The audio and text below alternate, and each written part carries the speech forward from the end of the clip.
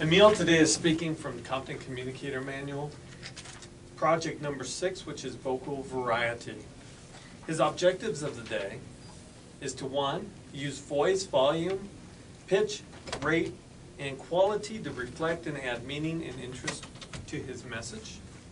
2, use pauses to enhance his message. 3, use vocal variety smoothly and naturally. His time is 5 to 7 minutes, and the title is True Mentality. Thank you. In the past few years, there has been a rise in popularity in sport fighting. Emil sees this as a threat to the true mentality of martial arts and wants to present what the true mentality is. Emil?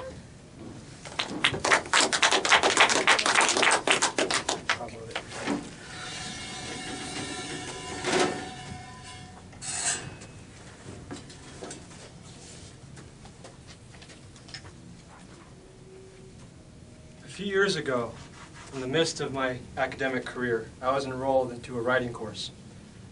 The professor had asked us to introduce ourselves to the rest of the class and to present some information about ourselves that would make us identifiable to everyone else. When it was my turn, I had expressed my interest in martial arts, and my classmates had found this interesting, as well as my professor, who had then asked me, "What we all want to know is, have you ever been in a fight?" This memory flashed through my mind about a year ago. I was with a friend of mine waiting at night at the light rail station. As we were waiting for the train, a couple of young men had approached us. I wished that they would have just walked right by us, but they didn't. One of these young men had stepped in front of me a few inches from my face. I could smell the alcohol exuding from him, and his belligerent stature indicated that he was a potential threat.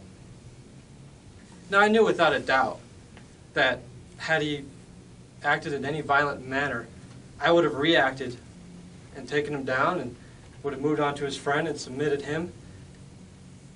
But I had 3 things going on in my mind.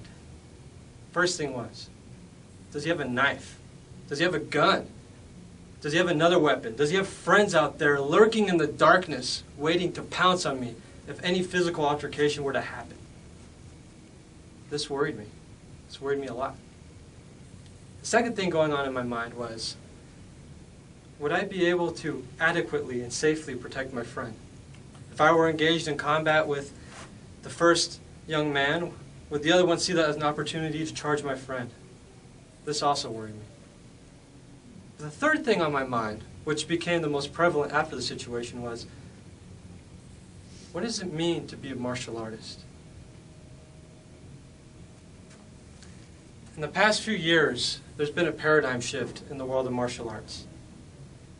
With the rise in popularity of sport fighting, we have seen people who have had interest in martial arts move from traditional styles such as karate and kung fu to things like jiu-jitsu and Muay Thai. And these styles will offer better modes of self-defense. They will offer better combative techniques. But there's a sacrifice. It's not a needed sacrifice, but it's a mentality that seems to be adopted by the majority of people who participate in these more practical styles. We see this very prevalent within the interviews of these athletes of sport fighting. I will make him. I will impose my will on him. I will beat him into submission. I am the alpha male. That is the mentality that these athletes have. That is the mentality that is being adopted in the majority of the young men and young women who participate in these more practical styles. When I was young and I was in karate, the nomenclature was things like discipline, integrity, introspection. I was taught that by pushing myself physically, I was pushing myself mentally. I was taught to search within myself to who I really was. What was my ego asking of me? Was I to comply? I was taught the most important thing of all, that the greatest adversary that I would ever face was my own ego.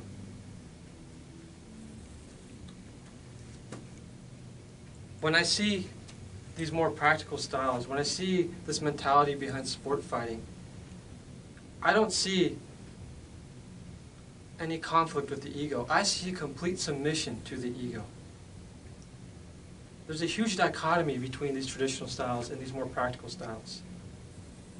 I am the alpha male, as compared to I have nothing to prove.